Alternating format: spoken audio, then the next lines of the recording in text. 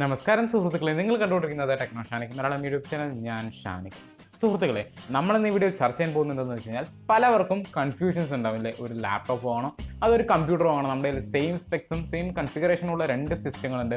ഒന്ന് നമ്മുടെ പേഴ്സണൽ കമ്പ്യൂട്ടറും വേറെ ഒന്നാണെന്നുണ്ടെങ്കിൽ നമ്മുടെ ലാപ്ടോപ്പും. അപ്പോൾ ഏതുവാണെന്നുള്ള കൺഫ്യൂഷൻ ഉണ്ടാവും. സോ ഞാൻ ഇന്നത് ക്ലിയർ ചെയ്യാൻ പോകുന്നത്, ഒരേ സ്പെക്സ് ഉണ്ടെങ്കിൽ പോലും എന്തുകൊണ്ടാണ് ഒരു PC ആണോ അതോ ഒരു ലാപ്ടോപ്പ് ആണോ സ്പീഡ് എന്നുള്ളതും, എന്തുകൊണ്ടാണ് ഡെസ്ക്ടോപ്പ് സ്പീഡ് കൂടുതലെന്നുള്ളതും, നിങ്ങൾക്കൊരു ബെസ്റ്റ് ഓപ്ഷൻ എന്താണെന്നുള്ളത് ഞാൻ ചൂസ് ചെയ്തിരുന്നതായിരിക്കും.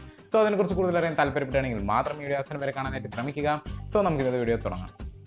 സുഹൃത്തുക്കളെ, നമുക്കറിയാം, നമ്മൾ ഒരേ സ്പെക്സും കോൺഫിഗറേഷനുള്ള ഒരു ലാപ്ടോപ്പും ഒരു പേഴ്സണൽ കമ്പ്യൂട്ടറോ അല്ലെങ്കിൽ ഒരു ഡെസ്ക്ടോപ്പ് എടുത്ത് യൂസ് ചെയ്ത് നോക്കുകയാണെങ്കിൽ നിങ്ങൾക്ക് സിമ്പിളായിട്ട് അറിയാവുന്നത് എന്താ വെച്ച് കഴിഞ്ഞാൽ, തീർച്ചയായിട്ടും ഡെസ്ക്ടോപ്പ് ഒരു ആസ് എ യൂഷ്വൽ ലാപ്ടോപ്പിനെക്കാളും ഫാസ്റ്റ് ആയിരിക്കും. നമുക്ക് പവർഫുൾ ആയിട്ടുള്ള ലാപ്ടോപ്സ് ഉണ്ട് എങ്കിൽ പോലും നമ്മൾ സെയിം സ്പെക്സും അല്ലെങ്കിൽ ഒരു ആവറേജ് റേറ്റ് നോക്കുകയാണെങ്കിൽ തീർച്ചയായിട്ടും ഡെസ്ക്ടോപ്പ് ആയിരിക്കും ഫാസ്റ്റ് ആവാനുള്ള സാധ്യത. അതിന് ഒരുപാട് ഘടകങ്ങളുണ്ട്. ഞാൻ മെയിനായിട്ട് രണ്ട് കാര്യങ്ങളാണ് നിങ്ങൾക്ക് മനസ്സിലാക്കി തരാൻ പോകുന്നത്. ഈ രണ്ട് കാര്യങ്ങളാണ് നിങ്ങളുടെ ലാപ്ടോപ്പിനേക്കാളും എന്തുകൊണ്ട് സ്പീഡ് കൂടുതലാണെന്ന് ഡെസ്ക്ടോപ്പിനെ കാണിക്കുന്നത്. സോ അതിൽ ആദ്യത്തെ എന്ന് പറയുന്നത്, നമുക്കറിയാം, നമ്മുടെ ഏത് ഡിവൈസ് ആണെങ്കിലും, ഞാൻ ഒരുപാട് തവണ ഇത് പറഞ്ഞിട്ടുള്ളതാണ്, നമ്മുടെ ഫോൺ ആയാലും എന്തായാലും ലാപ്ടോപ്പ് ആയിക്കോട്ടെ കമ്പ്യൂട്ടർ ആയിക്കോട്ടെ എന്തായാലും ഹീറ്റ് ആവുകയാണെന്നുണ്ടെങ്കിൽ തീർച്ചയായിട്ടും അതിൻ്റെ പെർഫോമൻസ് സ്ലോ ഡൗൺ ആണെന്ന് ഞാൻ പറഞ്ഞിട്ടുണ്ടല്ലേ.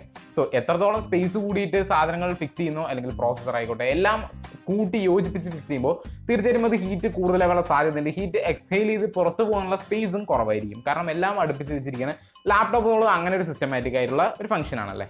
അത് മറിച്ച് നമ്മൾ നേരെ ഡെസ്ക്ടോപ്പിൽ പോകണം, ഒരു CPU വളരെ അധികം വലിയ സ്പേസ് ഉണ്ട്, അതിനകത്ത് മുഴുവൻ നമുക്ക് വലിയൊരു സ്പേസ് കിട്ടും. അതുകൊണ്ട് തന്നെ ഹീറ്റ് വേഗം ജനറേറ്റ് ചെയ്ത് വെളിയിലേക്ക് പോകാനും, ഹീറ്റ് ജനറേറ്റ് ആയാൽ പോലും നമ്മുടെ ഒരുപാട് വലിയ ഹീറ്റ് ഫാനുകളുടെ ഹീറ്റിനെ റെഡ്യൂസ് ചെയ്യാനായിട്ട്, അതുപോലെ ഹീറ്റ് സിങ്ക്, അങ്ങനെ ഒരുപാട് ഫീച്ചേഴ്സ് വരുമ്പോൾ നമ്മുടെ ഡെസ്ക്ടോപ്പ് ഹീറ്റ് ആവാനുള്ള സാധ്യത വളരെയധികം കുറവാണ്. സോ നമ്മൾ സെയിം സ്പെക്സ് ആണ് ഉപയോഗിക്കുന്നതെങ്കിൽ പോലും ഡെസ്ക്ടോപ്പിൽ ഒരു ചെറിയ മുൻകൈ നമുക്ക് ലഭിക്കും. രണ്ടാമത്തെ കാര്യമായാൽ പോലും നമുക്കറിയാം, നമ്മുടെ ലാപ്ടോപ്പ് വർക്ക് ചെയ്യുന്നത് ബാറ്ററിയിലാണ്, ഡെസ്ക്ടോപ്പ് എന്ന് പറയുന്നത് തീർച്ചയായിട്ടും നമ്മൾ പവർ കണക്ട് ചെയ്തിട്ടാണ്. സോ നമ്മുടെ കമ്പ്യൂട്ടർ അല്ലെങ്കിൽ നമ്മുടെ ഒരു ഫോണിനെ ഏറ്റവും കൂടുതൽ, അല്ലെങ്കിൽ നമ്മുടെ സിസ്റ്റത്തെ ഏറ്റവും കൂടുതൽ ബാധിക്കുന്നത് അതിൻ്റെ പവർ കൂടെയാണ്. നമ്മുടെ ലിമിറ്റഡ് റിസോഴ്സ് ഓഫ് പവർ കൊടുക്കുമ്പോൾ തീർച്ചയായിട്ടും അതിൻ്റെ പ്രോസസ്സിങ് അല്ലെങ്കിൽ അതിൻ്റെ പവറിനെ കൂടി അത് കുറച്ച് ബാധിക്കും. കാരണം ഇത് എക്സസ് പവറാണ്, നമുക്ക് എത്ര വേണമെങ്കിലും പവർ കിട്ടും ഡെസ്ക്ടോപ്പിൽ നമ്മൾ ഉപയോഗിക്കുമ്പോൾ. പക്ഷേ നിങ്ങൾ ലാപ്ടോപ്പ് ഉപയോഗിക്കുകയാണെന്നുണ്ടെങ്കിൽ അത് ലിമിറ്റഡ് എമൗണ്ട് ഓഫ് പവർ മാത്രമാണുള്ളത്. കാരണം അതിൻ്റെ ചാർജ് ബാറ്ററിയിൽ നിന്നാണ് വരുന്നത്.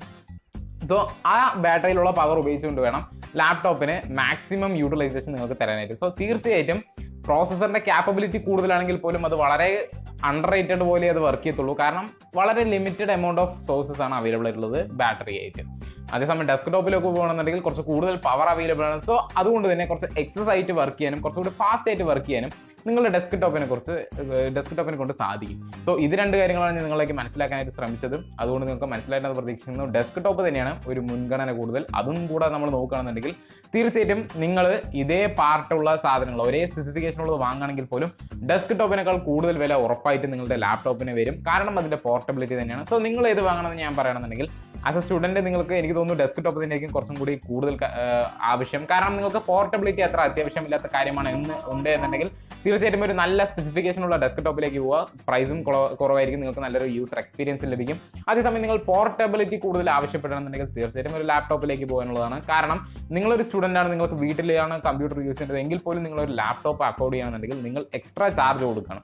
ഒരിക്കലും നിങ്ങൾക്ക് അതിനൊരു ബാറ്ററി ഇൻസ്റ്റേർഡ് ആയിട്ട് ആവശ്യമില്ല. കാരണം നിങ്ങൾ ലാപ്ടോപ്പ് എങ്ങോട്ടും കൊണ്ടുപോകുന്നില്ല. സോ അതിൻ്റെ ബാറ്ററിയുടെ ചാർജൊക്കെ നിങ്ങൾ എക്സ്ട്രാ പേ ചെയ്യണം. അതേസമയം നിങ്ങളൊരു കമ്പ്യൂട്ടറിലേക്ക് പോകണമെങ്കിൽ വളരെ നല്ല ഓപ്ഷൻസ് നിങ്ങൾക്ക് വളരെ കുറഞ്ഞ വിലയിൽ ലഭിക്കും. വളരെ നല്ല യൂസർ എക്സ്പീരിയൻസ് നിങ്ങൾക്ക് അതിലൂടെ ലഭിക്കുന്നതായിരിക്കും. സോ എനിക്ക് തോന്നുന്നു നിങ്ങൾക്ക് വീഡിയോ ഇഷ്ടപ്പെട്ടത്. എന്തെങ്കിലും ഡൗട്ട്സ് ഉണ്ടെങ്കിൽ തീർച്ചയായിട്ടും താഴെ കമൻറ്റ് ചെയ്യുക. വീഡിയോ ഇഷ്ടപ്പെട്ടാൽ ലൈക്ക് ചെയ്യുന്നുള്ള സുഹൃത്തുക്കളുമായി വീഡിയോ ഷെയർ ചെയ്യുക. എന്നെ ഇഷ്ടപ്പെട്ടാൽ മാത്രം സബ്സ്ക്രൈബ് ചെയ്യുക, കൊടുക്കണം ചെറിയ ബെല്ലൈക്കൺ പ്രസ് ചെയ്യുക, സൗജന്യമാണ്. സോ ഞാൻ അടുത്തൊരു വളരെ തന്നെ വരും. അതുവരെ ഗുഡ്.